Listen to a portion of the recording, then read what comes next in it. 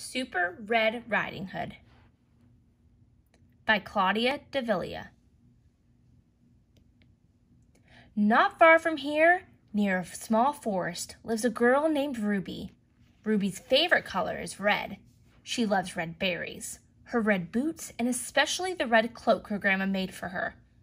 When Ruby puts on her red cloak, she becomes Super Red Riding Hood. My baby! One afternoon, Ruby was very busy playing superhero in her room when she heard her mother call from downstairs. Ruby! Is it something important, Mom? She called back. It sure is.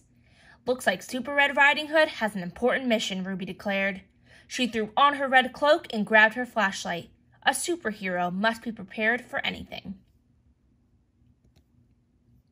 You've been indoors all day, her mother said. Why don't you go pick some raspberries to have with your snack? This did not sound like an important mission to Ruby, but she could see that her mom meant business. Ruby kissed her mom goodbye and set out along the path to the raspberry bushes with her lunchbox in hand.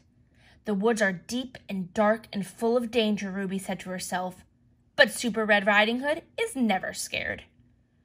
Ruby was marching along bravely when, oh no! Ruby's big red rubber boot almost crushed a tiny snail in the middle of the path. This is a dangerous place for a little snail, she said. Luckily, Super Red Riding Hood is here to rescue you. She carefully moved the little snail out of harm's way. A good deed done, she said. Ruby skipped towards the woods. Who's afraid of the deep, dark woods, the deep, dark woods, the deep, dark woods? Who's afraid of the deep, dark woods? Na, na, na, not me, she sang. When she got to the edge of the forest, she stopped and peered ahead. A chill drifted out from the shadowy darkness. A superhero must be silent like a cat and watch out for danger, Ruby whispered, and tiptoed into the woods. The forest was full of strange noises. It was a very good thing she had remembered to bring her flashlight. Hoo-hoo! Crack! Taka, taka, taka, taka. Owl? Twig? Woodpecker? She said aloud, shining her bright light toward the different sounds. Who's afraid of the deep, dark woods, the deep, dark woods, the deep, dark woods? Who's afraid of the deep, dark woods? Na, na, na, not me, she sang as she walked. Before long, she came to a sunny clearing, packed with raspberry bushes. She ran to fill her lunchbox with juicy red berries. Mission accomplished, she said triumphantly. She was just snapping her lunchbox closed when she heard a new sound. A big, rumbly, growly, terrifying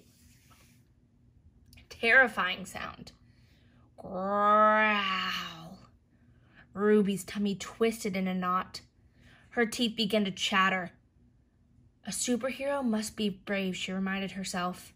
Who's afraid of the... Wolf! He towered over Ruby, looking frightful with his sharp claws, his yellow fangs, and his bushy tail swishing from side to side. The wolf inched closer. Soon he was so close to Ruby, she could feel his steamy breath on her face.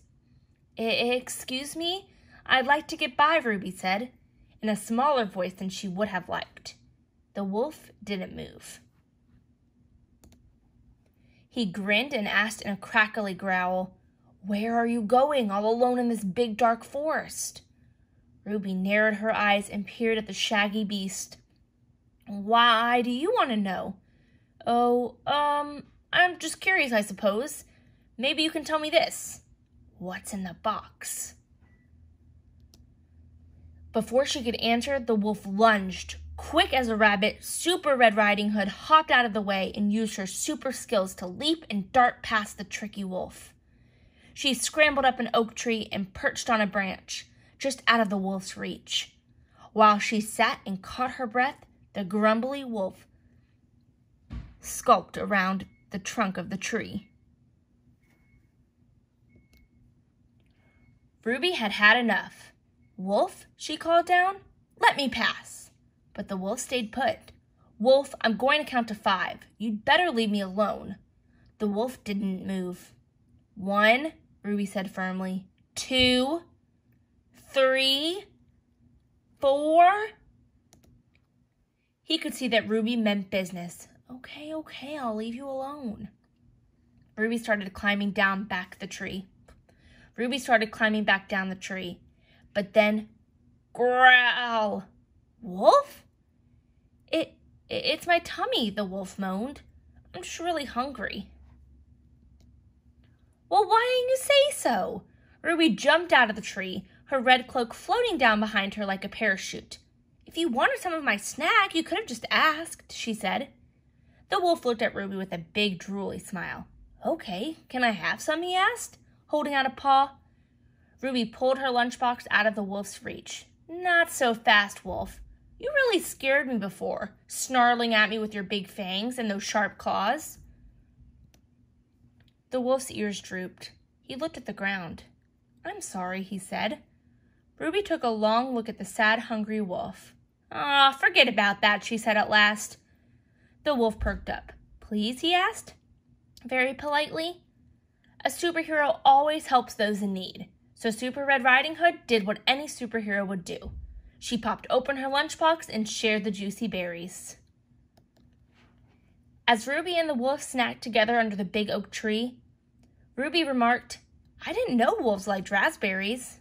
Oh, yes, said the wolf cheerfully. They are our favorite.